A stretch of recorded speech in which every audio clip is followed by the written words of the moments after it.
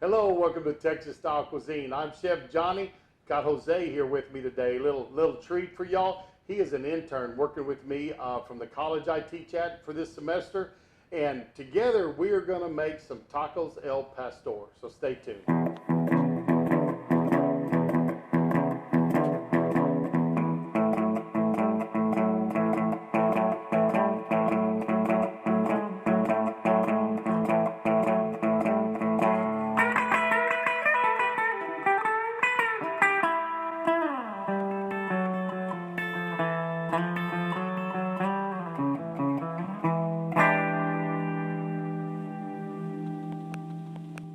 To get started on this, first thing we're going to do is we're going to start deboning this Boston butt or pork butt. And this is I don't know why they call it a butt, it's off the shoulder, but this is the shoulder blade bone right here. You see the top of it here, you can see the bottom of it's here. And what we're going to do is get this meat off of it and get that bone out so we can start slicing this meat really thin.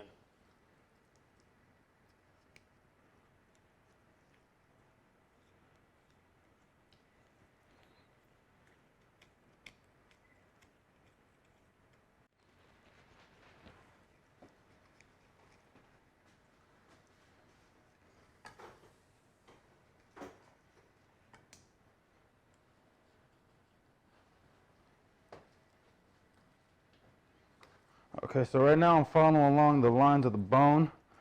I don't know if you've ever had to deal with the pork butt, but they're kind of got an unconventional bone going on here. Kind of looks like a little tripod, if you will. So just having a little fun looking at it, trying to see where I'm going. There we are. All right. And we're just going to slip that shoulder blade right out of there. And this meat's going to be sliced real thin, so it doesn't have to be exact because we're going to slice this up real thin anyways. I'm going to pound it out too, so it's going to really come in a shape that we want it anyway. So. And this fat cap on top of this is it's not a great fat anyways, so we can go in there and probably there's enough fat in this meat that we can take this fat cap off and just have the meat underneath it because we don't want it to be real fatty when we cook this down. Now, Jose's got family down in Mexico, so when he goes to visit family down there, this is one thing he loves having. And we're kind of doing it our own style here because they'll cook it upright on the spit. They slice it thin, cook it upright, and do it that way. And we don't have the what it takes to cook that way. So what we're going to do is we're going to improvise and do it a way that other people here do it that don't have those spits. But we're going to get it and just start cutting it real thin. And once he gets me some thin slices, I'll start pounding it out. Okay. There's a lot of different muscles in there, so you're going to see grain going everywhere, right? Kind of different directions, yeah. All right. With our close-up, you can tell he's cutting it pretty thin, and he's also going across the grain. We want to go across the grain so we don't get a toughness with this when we go to eat it either. Jose's got quite a bit of this meat already sliced thin. Y'all can kind of see that, but what I'm going to do now is I'm just going to take a meat hammer and I'm just going to pound this out good and flat for him.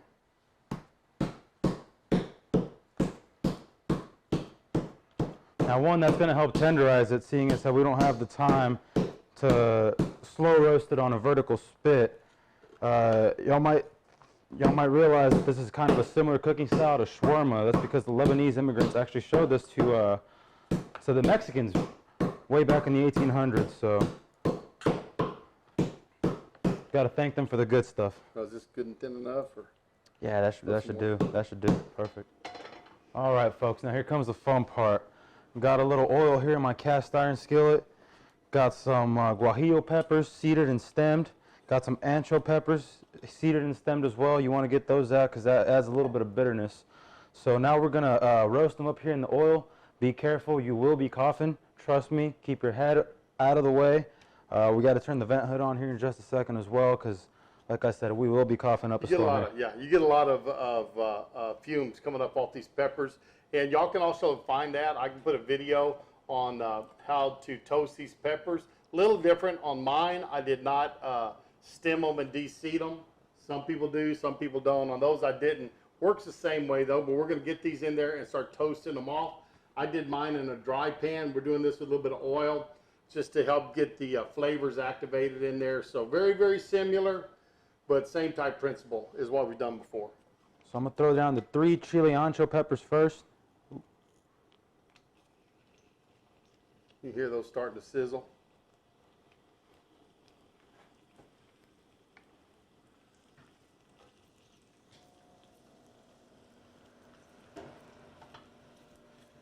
I'm already starting to get the nice little aromas coming out of them, but you really want to work that that flavor out of them. So let them keep going, let them blister a little bit. That'll help it. We're gonna get these toasted. We'll get them out, and then we'll get the chili guajillos in. All right, chili anchos are out. We're gonna get in our chili guajillos. And how many guajillo peppers do we have? We got 7 guajillo peppers.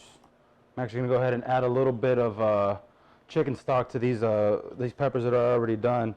They can simmer in there and kind of soak up a little bit. About half a cup right here.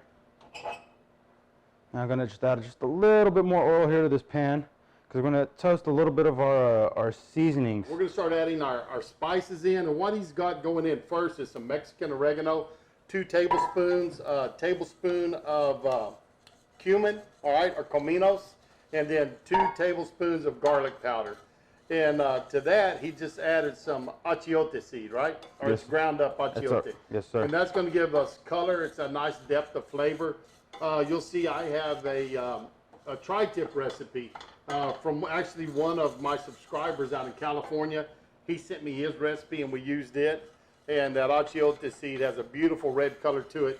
And it also adds flavor to it also. You can also see it as, what's the other name for it? Anote or something like that? Anote. Anote. The other word. So a couple of different names. To that I added 4 ounces of fresh orange juice just to give it a little bit of citrus flavor. We squeezed those just a minute ago. A lot of people like to add pineapple juice, but we're going to cook it with pineapple, so I figured just add a little bit more depth of flavor with the orange juice.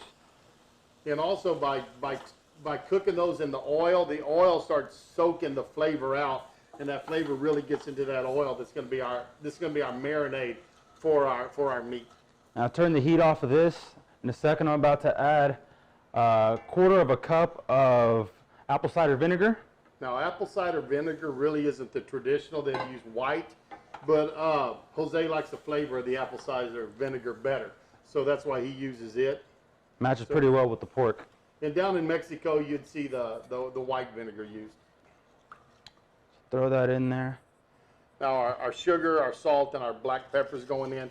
And of course, we're going to have the recipe for this marinade. It's going to be down below in the description. Just click show more, and this recipe will be down there.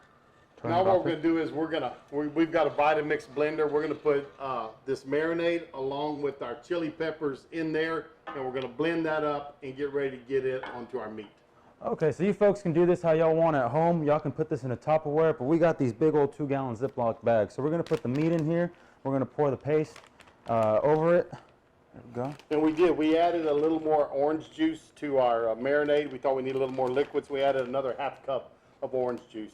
And if you wanted to go a little further and get a little more liquid, you could even add some chicken stock to it also. Wouldn't hurt. Getting in all of our pork that's been pounded down flat. And with that meat hammer, it got a lot of holes in there. It's really going to let that seasoning penetrate down into this pork. Now we're just going to pour that on top of it.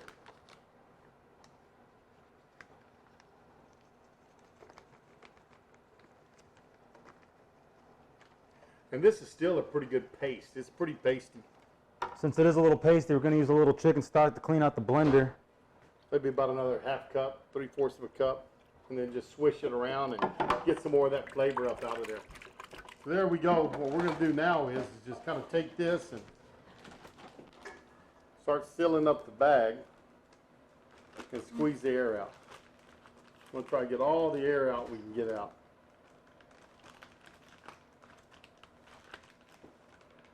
Boy, if you had a vacuum sealer, that'd probably work great, you know, to draw the flavor into the meat and get it all out. But squeezing out as much air as we can. And now that that's sealed, we are going to just work that into our meat. Now, how long are we going to marinate this for? We're going to marinate it. You can marinate it for 4 to maybe a day even. 4 hours to maybe a day. Obviously, the longer you marinate it, the better it is. But really, after about 4 hours, you can start going ahead and cooking with it. And the acid in our orange juice will also help break down this tougher cut of meat. So we don't have to use pork. We could use a tough cut of brisket, you know, like brisket or beef. It would work very good like this also. And it's just going to help break it down. The acid in the vinegar and the acid in the orange juice. But we're going to let this sit for a few hours and then we'll get back with you. All right, we're back with you. And we have got our meat out of the refrigerator. It's been in there for a few hours marinating. And we're going to start putting it into our trays. And I think I said this earlier, but we're using bread loaf pans. You could use a tureen. You could use a cast iron bread loaf pan would be great if you have one of those. But to do this, you need some type of form to put these in. So we're using bread pans. So we're going to start getting our meat. And Jose's going to show you how he kind of puts it out in there and lines it up to get it all in the pans. And now again, traditionally this would go up on a vertical split. We can't really do that right now, so we're just improvising with the best we can. But I want to just layer this down real quick. We're just going to get layers of meat.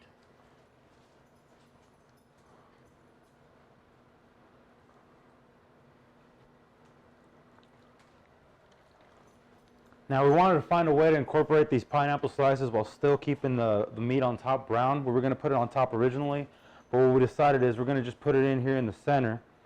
That way everything can brown around it, and also the pineapple just doesn't go ahead and overcook, seeing as how it's going to be in the center of the meat.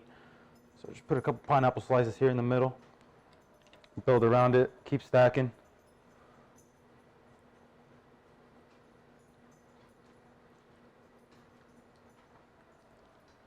Now we have our oven preheated at 275.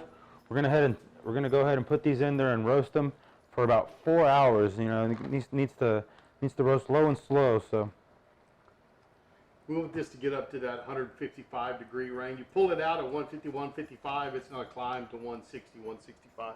Now these are full while Jose gets his hands cleaned off. I'm just going to set these on a tray. But those are ready to go. So they're going to go in our 275 degree oven. And we're going to leave them in there for 3-4 hours, however long it takes to get that 155 degrees up in the center of these. So stick with us, and when we get them out, we'll holler at you. All right, now welcome back. We're here with the tacos al pastor. We had the pork in there for about 3.5 hours in the oven. Came out looking pretty good. We're gonna try to pry it out here real quick. All right, thank you, Chef. Ooh, Oh, it's coming look at apart. that. Ooh, Oh, still hot. Still hot. Careful. Made a little mess. That's all right. We'll get it cleaned up here in a second. All right. So we marinated this for a couple hours, for a few hours there. If you actually keep it in a dish and marinate it longer, let's say overnight, by the time you start cutting this up, it'll actually stick together, kind of like a sausage, instead of coming apart like it is right now. I mean, it's still fine. Just it's more of a texture thing if you're looking for it. This tastes just as good as it would if had we marinated overnight, though. Would you agree, Chef? Oh, yeah. Flavor's great. I stuck a bite. I don't know if you saw that or not, but when he was talking, I pulled some out. Flavor is great. The pineapple, the orange juice came through. Those slices of pineapple got some of that in there. This meat is just tender as it can be. Fall apart tender. So this is ready to eat right now, honestly. But the way we do it back home in Mexico, they slice it off of the trompo, they call it, the vertical split, and then they throw it on the flat top. So that's what we're gonna do right now. We don't got the flat top going, but we got a little skillet right here. We're gonna get some of these juices from the loaf pan into the skillet, and then we're just gonna saute it up a little bit, get a little extra crispy, you know, kind of almost that bacon-like crispness that we're looking for. So, oh yeah, you can hear that sizzle. That's nice and hot. Scoop that in there.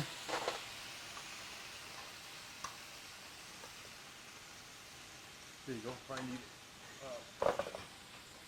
something like this. Scoop that meat up. Yeah. Put it flat.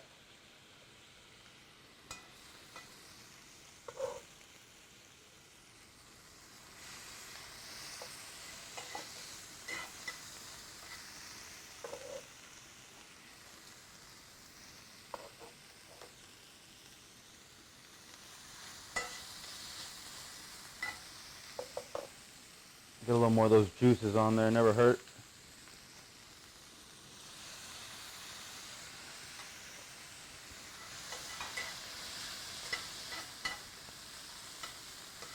It's smelling good, I can tell you that. Go ahead and turn this off. We had a couple tortillas we heated a little earlier.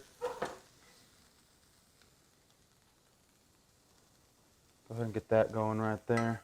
Throw a little of that fresh pineapple on top of it just to, you know, seal it in, keep it a little traditional. Oh yeah, oh, a little more, wouldn't hurt.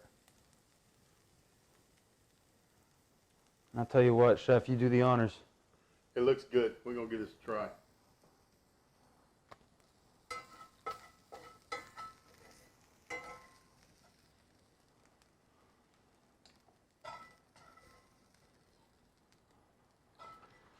This is pretty freaking fantastic. I know why he wanted to make this today. Mm-hmm.